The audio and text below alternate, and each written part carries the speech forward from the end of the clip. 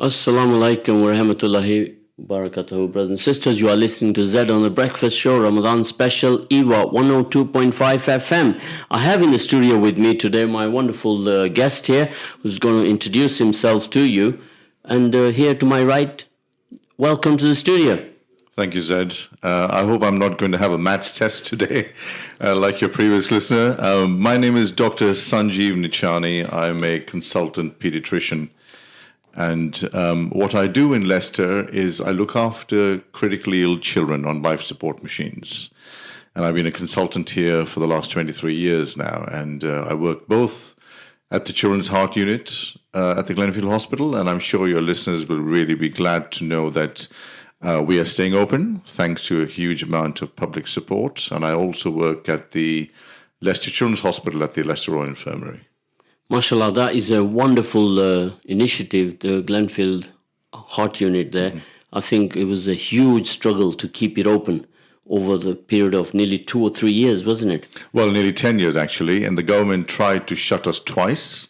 But thanks to a combination of incredible results, thanks to a brilliant team, and a huge amount of public support, we've stayed open.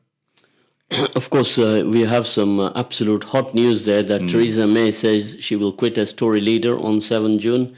And it's live news, today's news, but it was predicted already for those of you who did not know that. But we're going to get back to our program. Our producer just likes to put these flashes up there, the news flash, report this. Of course, news has drastically changed now. You know, today, like we had an incident here on Evington Road, top of Evington Road, and it was within, I think, about 5 minutes streaming live, and it was on the Leicester Mercury media immediately. See the distance in time, how news is being reported worldwide.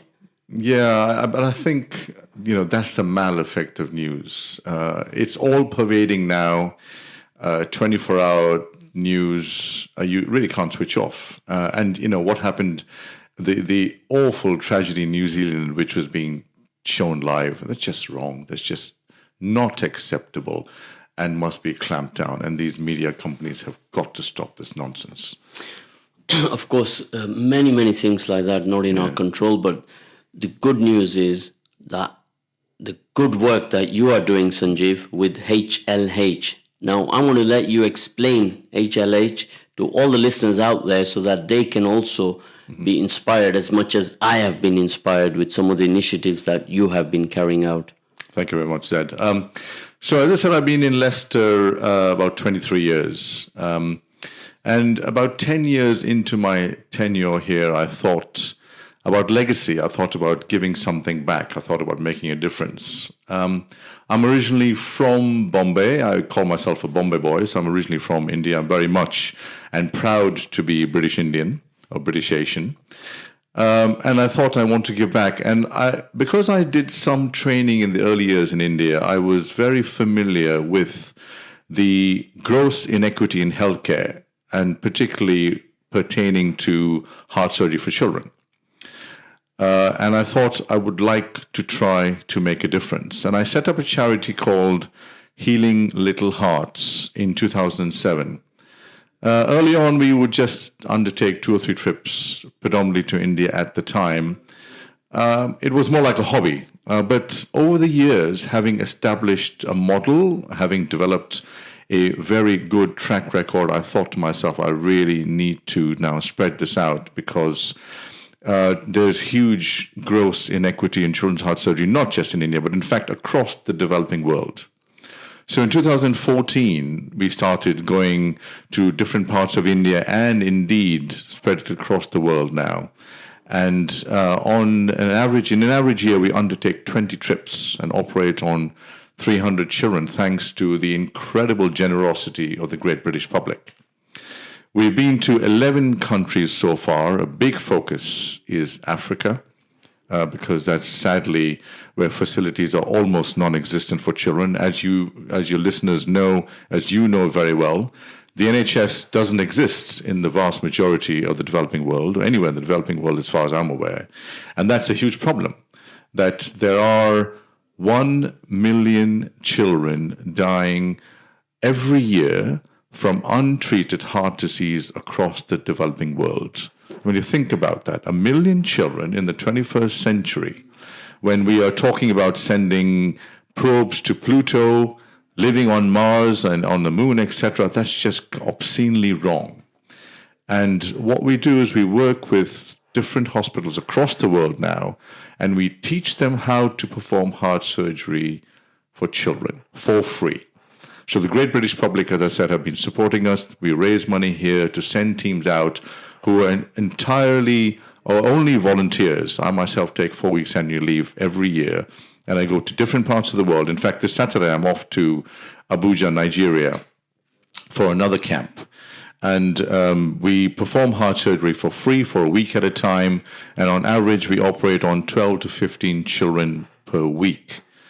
It costs us £6,000 to send a team out. That is the only cost. The only cost is airfares, because we have no administration costs and everybody gives up their time.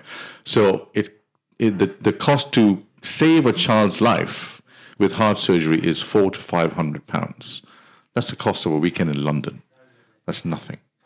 So to date, we've done 131 international camps in 11 countries, and we've operated on 1,730 children. And we are negotiating, thanks to ZED's help, with Uganda and with Pakistan. I really look forward to going there too.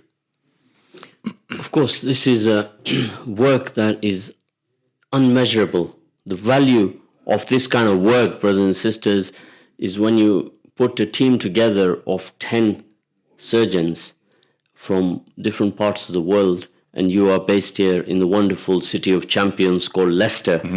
It's something we are very proud of, this initiative, that we are all behind you. In the inner city, we have 400,000 people living in Leicester. Outside of the city, we have more. And collectively, I want everyone here to give a big shout out to my brother, my friend here, Dr. Sanjeev, for the work that he's taken on. And you see, what's most interesting with what you are doing is that your thoughts, your passion, your work that you do has no barrier to culture, tradition, religion, patriotism, nationalism. This is just pure humanitarian work that you are doing. And this is what I want all of you to be impressed upon. Well, indeed, Zed, my practical religion is humanism. And as you said, it doesn't matter color, caste, creed, nothing. Absolutely makes no difference to me at all. We will go anywhere that's feasible, where we are needed. And as I said, and as you referred to, the Great British Public have kept us going. And I call this a United Nations effort, because people from all over the world have now signed up. And this has been found in Leicester. We found this at the Children's Heart Unit in Leicester, and now it's now proliferated across the world. And let me give you an example. We sent a team to Bangladesh about 6 weeks ago. That team had about 8 people on it. There were 3 from Italy, 1 from Spain, 1 from France, 1 from India, and 2 from Malaysia. And that's what constituted the team. And people just love volunteering and giving up their time for free and saving these children's lives, who otherwise, sadly, tragically, would die because they are born with a death sentence. They don't have the NHS. And even if there is a hospital, they don't have the money to go to those hospitals for surgery, and sadly. It's not only the surgery that you carry out, but also while you are there, you give them the training, the aftercare training, because in developed countries, we have the aftercare. Of course, most of you who have had any operation of any kind will understand what aftercare is all about. But in these countries, you might have the best surgeon, a very good doctor, but if you don't have the aftercare, you're in trouble, aren't you? Well, that's an absolutely brilliant point and spot on, Zed, because if you look at the surgical results, 40 to 50% of the outcome is dependent on the surgeon. 40 to 50% is dependent on the aftercare. And what we do is we train and empower. We build capacity. So we only work with hospitals that have the basic facility and have the nucleus of a team who want to learn how to do heart surgery for children. So we go there 3 or 4 times a year, every year, over a period of 3 to 5 to 7 years. And every time we go there, we train them in something slightly more complex, slightly more different. We reinforce what we've taught them the previous time, and we keep teaching them more on every subsequent trip. So over a period of 5 years, they're pretty much almost self-sufficient, and they can do quite a lot of operating on their own. And that is the point, that when we are not there, they're carrying on the surgery, which would not have been possible without these partnerships and these collaborative efforts. Brothers and sisters, you are listening to ZED on the Breakfast Show on Ramadan special on EAVA 102.5 FM. I have in the studio with me Dr. Sanjeev Nichani. He's talking to us about the good work that his team at Healing Little Hearts are doing. So a lady has just sent a message in there.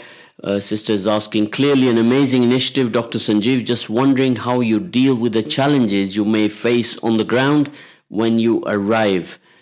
Obviously, not everywhere has the same surgical facilities as we have, and how is the aftercare managed? That's a very good question, sister.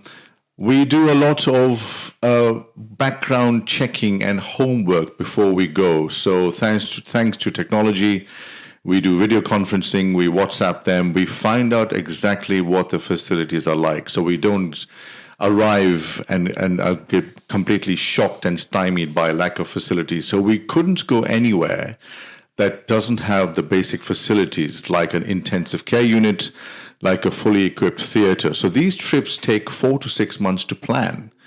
And during that time, not only are children collected and for referral to us, but we also liaise with all the different aspects of the team, all the different team members, starting from the anesthetist to the surgeon to the cardiologist to the nurses. So we understand their expertise, what to expect, what not to expect. And then in terms of aftercare, we work alongside them. So after surgery, the intensive care team is resident in their ICU 24 hours a day for the whole week that we are there. So we teach them and we nurse these children through to recovery after life-saving cardiac surgery. So it's very much a collaborative effort which needs a lot of information gathering, and then we teach them whilst we are there. Of course, brothers and sisters, I'll just stream you through one particular live example that we are going through in Uganda and also in Pakistan as to how the journey begins, So the journey could begin that you yourself know a very learned hospital who has got some degree of facilities. You will talk to the hierarchy in the hospital, if you can reach them, and they will then get the ball rolling. And the process is not an email and a reply back, yes, we're good to go. No, it's not like that at all. You will first contact them, put a proposal to them. You're almost like you have to be a salesman, right? To sell to them the benefits of this idea, right? There's no personal gain in this work whatsoever, right? But anybody who takes an initiative on like this, not only for heart surgery, it could be for any other medical matter, right? The routine is going to be pretty much the same, isn't it? Absolutely. Negotiation. And you need to, first of all, impress upon them that you're not in it for any personal gain. You're absolutely no interest in any financial gain. You're there for altruistic reasons. You want to help. You want to literally save lives and teach them how to save lives for their own children. And unfortunately, despite that, there's a lot of resistance. I've had resistance from lots of hospitals, but human nature being what it is, that's part of life, and you just move on and you look for other people who might be more receptive. And that's why so far we've worked with 35 different hospitals around the country, because I don't give up. And this has now become a life's mission of mine. It's my second full-time job. But because we're making a difference, it doesn't really matter. Of course, here we have Doctors Without Borders. We mentioned earlier on that it's not about nationality, religion, patriotism, nationalism.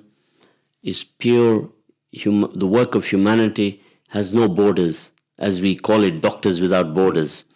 And this trip to Pakistan, inshallah, is progressing and going through the phases of evaluating facilities. What are the aftercare facilities there? Some degree of aftercare is required in each hospital that you visit in Uganda, for example? What facilities do they have there? Well, they already do a small amount of heart surgery, which is always a good start because that means they do have at least the basic facilities. Now, the facilities might not be enough, but what we have to do as the volunteering team is we have to adapt to the new environment. It essentially means that the doctors and nurses who volunteer and go across, they have to upskill themselves for the week they're there. Then they can't depend on technology like we do back in the UK and other Western countries. So you have to use your skills as doctor and nurse. You have to go back to basic principles, which actually means that you come back as a better doctor and nurse before you left because you're working in a stressful environment, which is suboptimal, which then translates into better care for the children back home, which is actually a point that not many people or very few people really understand. So it's a win-win for both because I come back a better doctor because I've seen some very complex children during my travels, which means I'm very switched on when I'm looking after patients at the Glenfield Hospital. So actually, there's a win for the UK, the children here, the families here, as well as the children and the families we look after when we travel. Of course, we are all very proud that this initiative started in the city of Leicester, and when we are going out there, we are flying the flag for Leicester and for the UK. Indeed. And this is very important that we have to emphasize this. And my good friend next Thursday is coming to Leicester, High Commissioner of the Uganda Embassy. He's coming here in Leicester next Thursday. And we shall be impressing this initiative to him as well, so he can pick it up on the other side with the respective hospital. And of course, he's listening in right now, and I'm putting him in a spot here, and he cannot retract. So next Thursday, we're going to pick this up with him. So we got Uganda and we got Pakistan, both sort of being initiated at this moment. And it is a difficult one, isn't it, to get all the initial paperwork sorted out? Yeah, it's a difficult one, but we will keep persisting because we know we can make a lot of difference to the local conditions and most importantly, to local children and their families, because there's nothing worse. I'm sure your listeners will understand that and it'll chime with them that there's absolutely nothing worse than the trauma, the agony, the devastation of losing a child from a treatable condition. And the vast majority of heart conditions are actually treatable with relatively simple surgery, which is why we will persist in Uganda, Pakistan, and other countries as well. Of course, reaching out to these third world countries is what our responsibility is. We are here in United Kingdom, first world country, and if we don't take our skill set over to the third world to empower them, then we will have failed. I completely agree. We are in dereliction of our duty if we don't use our skills to help those who need help and empower and train those so that in the fullness of time, they can become self-sufficient. Now, this is not a short-term project. This is going to take decades, but you need to start somewhere, and that's what we've done. We've already signed off 3 hospitals who are now self-sufficient and operating when we are not there. And that's the plan in all the other hospitals that we go to, that when we are not there, they carry on the life-saving work that the children in those countries so deserve. So, of course, all of us in the community who are doing excellent work out there from all different creeds and all different religions, all different parts of the community, we all have to get together and bring awareness to each other. Now, how many people of you even knew about HLH in the city of Leicester? So those of you who are listening in Leicester, give me a right hand up to tell me if you knew about HLH, Healing Little Hearts. And how many do you think know in Leicester out of a population of 400,000? No, definitely not enough. And actually, that's a brilliant point, Zed. What we need to raise the awareness of 2 things. One is the huge global child health tragedy of 1 million children dying in the 21st century from untreated heart disease. And by the way, that is at least double the number of deaths from malaria. And everybody knows about malaria. I'm sure all the hands will be up if you talk about malaria. But nobody knows that there are 1 million children dying from untreated heart disease. So we need to help. We need a huge amount of help raising the awareness of that. And also, obviously, what Healing Little Hearts is doing to help deal with this problem across 11 countries and hopefully 12 and 13 and many more countries across the world. That's what we need help with. Of course, our duty here on the radio is to bring awareness to all the beautiful people who are doing excellent work in the community, and we cannot do that enough. If every day somebody sat in that chair, there would not be enough days in the year. So there are a lot of wonderful people out there. You know, we take our hats off to them. A big jazakallah for all of them who are doing this work. And Dr. Sanjeev is just one of many in the city of Leicester, across many different communities who are doing this work. Just imagine, brothers and sisters, tomorrow it could be my child, it could be your child in this predicament. We mustn't think that, oh, it's not me. It doesn't matter because it's not me. So do we only wake up when it is our own children, or do we keep ourselves aware all the time that we are here and we have to take care of everybody else? Well, indeed. And, it goes back to humanism. And ultimately, whatever religion, caste or creed you are, it is about helping others who can't help themselves. And there is nothing more satisfying than that sort of work. Not just what Healing Little Hearts does, but all the various thousands of other people do. Just a quick question there, right? What is the success rate on your surgeries? Very good question. Our success rate is 96%. And to give you a bit of context, a success rate here at the Children's Heart Unit at the Glenfield Hospital where I work is 98%. So given the conditions we work in, we are quite pleased with what we've been able to achieve. Another wonderful message there. The foundation you have laid as founder of Healing Little Hearts is priceless, and I have been following your charity for many years. You and the team deliver excellence both here and abroad. Having known you for the past 21 years through my diagnosis, I know children and young adults are under the best care.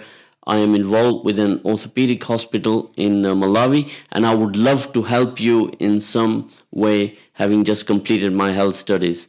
Wonderful inspiration. Indeed. You have inspired this gentleman, right? I know who it is, and thank you very much for your message. I've been trying to go to Malawi, but I haven't found the right place yet. So if you know anybody in Malawi, in the capital Lilongwe, or anywhere else where there's a children's hospital, please introduce me to them. Malawi is not going to be difficult, right? Within moments, I'll connect you with hundreds of Maimons who will make it happen, right? So we're going to be coming to a close here, right, very shortly. But the other question there, the last one here, we'll have to answer it afterwards about the proceedings, how you target community and assessment procedure, which patients, quality, and etc. That's a little bit of a complex one. We'll have to answer that by email. So we have very little time. We could be here all day, and we're not going to cover everything. So, yes, we can go. You ready? Yeah, absolutely. Yeah? We can go another 15 minutes? Yeah, absolutely. I'm fine. Yeah. Okay, sure. We'll go another 15. So we'll go with that question there. What is the success rate? We covered that is 96%. The facility being used has its own protocols and proceedings. So how do you target community and assessment procedure, which patients, quality? I think we'll have a little break. Okay. And we'll answer that one after the little break, right? Yeah. So we can keep everybody interactive. So don't go away. We're going to be back after a break. Even we need our batteries charging, brothers and sisters.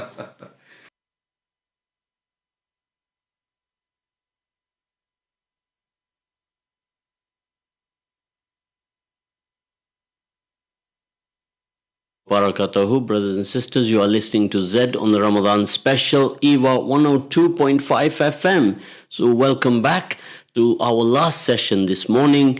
We were going to pick up on the query that was raised earlier on, a question about the protocols. The facility being used has its own protocols and proceedings. So how do you target community and assessment procedures with patients? Which patients, quality, etc. is a little bit of a complex one, isn't it, Dad? Yeah, but it's a good question because basically what we do is when we have done our homework and due diligence, and we've decided to partner with a particular hospital, wherever that might be in the world. Bearing in mind, we've partnered with 35 hospitals in the last 11 years. What happens is that the local cardiologists, and there has to be a local team who we work with, the local cardiologists will look at about 30 to 35 children with heart problems. Will send us the data using technology. We will then look at that. And then when we go there, we normally fly in on the weekend, and we assess all the patients on the Sunday, just like we would assess the patients here in exactly the same way, no difference, the same quality.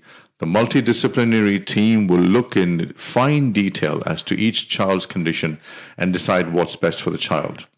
In terms of protocols, because the local hospital doesn't have the same facilities and expertise, in fact, they usually ask us for our protocols, and we're always happy to provide them with protocols. And because we have team members from different parts of the UK and from different parts of the world, we can give them a huge number of protocols, and then they can decide which they find the easiest to use. So they often ask us, even in advance, in fact, sometimes, for our protocols. So it's a partnership that usually works very well together, which is why our success rate is as high as 96%. Of course, brothers and sisters, I just want you to close your eyes for a minute and imagine the heart, your own heart, right? Hold it in your hand. It's like less than a bag of sugar. Now, I want you to imagine, with your eyes closed, the heart of a 2-year-old child, and this heart as a whole. Just imagine that, picture that in your minds, what it's all about. Now for us, we're not doctors, we're not surgeons. It's something which we can't even contemplate. Yet these guys, they do this kind of work and they have a success rate of 96%. 96%, right? How they do it, for them, it's an everyday thing. For us, it's a very, very complex procedure. And this is the skill that God has bestowed upon them to be able to go there and carry out, almost like a plumber will fix a leak.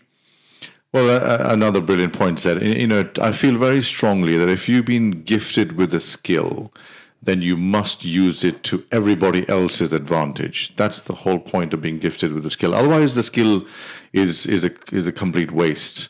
And most of these defects, they are holes in the heart. We have 4 chambers in the heart, 2 receiving chambers, 2 pumping chambers. And the walls between these chambers have holes in them. It's literally like when I'm lecturing, I say, if you imagine you've had a tear, a hole in your jeans, what do? You stitch a patch of cloth, a material on that patch, and the jeans are functional. You can wear them again. That's exactly what's done for these holes. An artificial material is stitched onto that hole, it's sealed, and they are fixed for life.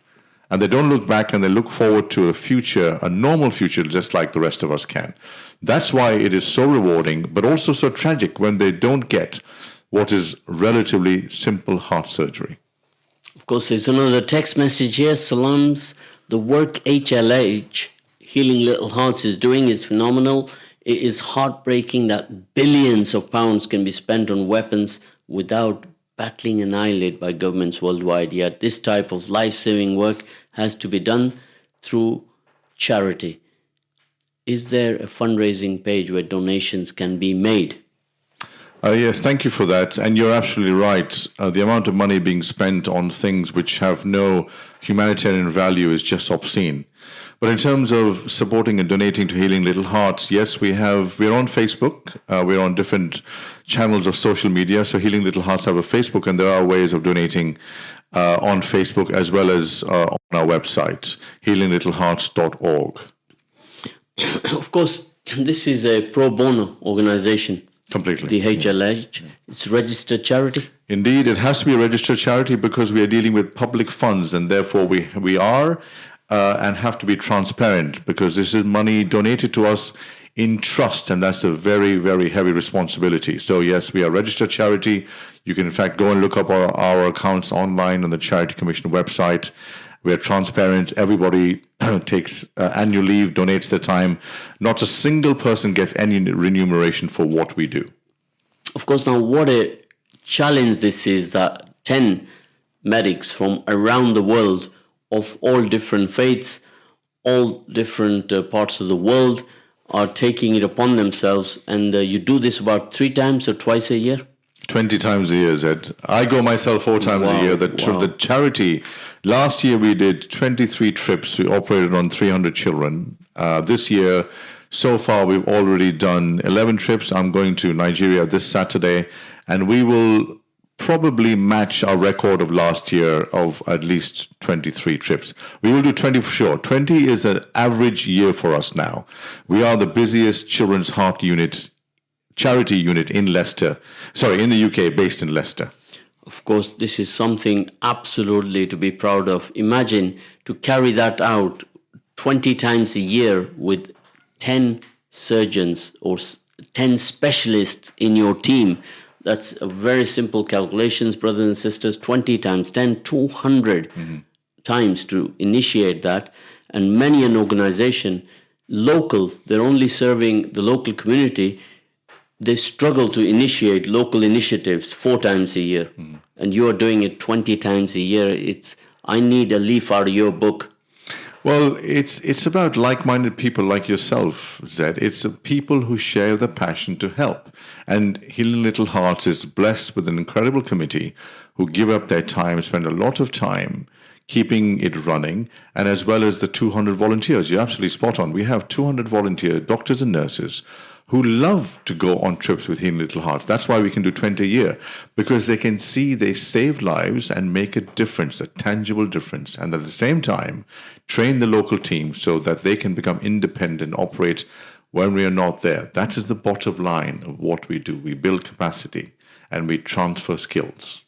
Now that is very important, because you don't just go there to carry out the surgery, you also pass on your knowledge to the team in that particular hospital, and over 1 or 2 visits, over 2 or 3 years, they become totally self-sufficient. And the whole initiative is driven by, I help you, you help another. And this is what the MAD initiative is all about. Make a difference, that when any one of us out there, we make a difference to one person, then it's a law of human nature that that person will also go and make a difference to another. And this is how we are going to progress in this dunya. That's the only way. To disseminate the knowledge is the only way to do it. So actually, in 50 or 100 years, there's more equity. Children born in the developing world should have, by right, life chances like children in this country do. And it's not going to happen overnight, but it's going to happen in the fullness of time, thanks to generosity of the great British public and many other people that we can see. Of course, now a trip to Nigeria is not a small thing. This is a huge country, over 200 million population, the biggest country in Africa. In fact, you take Nigeria out of Africa, and Africa is a small continent. So Nigeria, to have had success there in the capital city of Abuja is a huge achievement in itself. Well, thank you. I mean, you're absolutely right. 200 million population. And the other striking statistic is that, let me give you some UK context again. The UK has a population of 60 million roughly. 65 million. Yeah, and we have 10 heart centers here in the UK. Nigeria has a population, children's heart centers that is. So fully fledged children's heart centers. Nigeria has a population of 200 million. It does not have a single fully fledged children's heart center, not a single one. Now that's tragic, it's crazy, and that's the whole point. We go to Abuja to work with the local surgeon, so he is a male on this occasion, in the fullness of time can learn how to do this himself with our help, and soon over 5 or 7 years without our help, so that there will be hope for the children of Nigeria as well. Of course, Pakistan is in a similar situation. In Pakistan, we have, I think, a population of 180 million. And it's a very similar situation. I don't personally know if anyone knows how many specialist children's heart units there are in Pakistan. Would be an interesting one to add to my knowledge bank. Well, I can shed a bit of light on that. It's not definite knowledge, but my impression is, and it's fairly accurate, is that the bigger cities do have heart centers, Lahore, Karachi, etc., do have heart centers for children. But the problem is that they are overwhelmed with the sheer number of children they have to treat. And also, aftercare is a big problem, huge problem. Because I was approached by a Pakistani surgeon a few months ago, and I offered my services. And this is when we talk about human beings and human nature and ego, etc. I was thrilled to be asked to go to Pakistan. And I said yes. And this is 3 or 4 months ago. He said he'll go back and talk to his colleagues, and I haven't heard since, which is very sad because he confessed to me that they need help with aftercare. Of course, here, this is the issue, that the predicaments, the issues that you have facing whenever you want to drive a great humanitarian initiative is that the roadblocks are always going to be there, right? Yes. Everybody has their own idea, and it's my way or the highway kind of mental attitude. Ego kicks in, and this is what all of us have to be mindful of. If somebody brings some good to you, appreciate it. All this comes from Allah subhanahu wa ta'ala. People are connected with each other with the will of God. It doesn't just happen by your own doing. Everything happens with the will of God. So brothers and sisters, take a little heed on that. And I'm going to read you another message. Would be a good partnership with Leicester and Malawi. I believe one organization called Drop of Compassion is doing a good job there in Malawi. Maybe good for both amazing initiatives to work together the Team's way, inshallah. Of course, are you aware of the Team's way?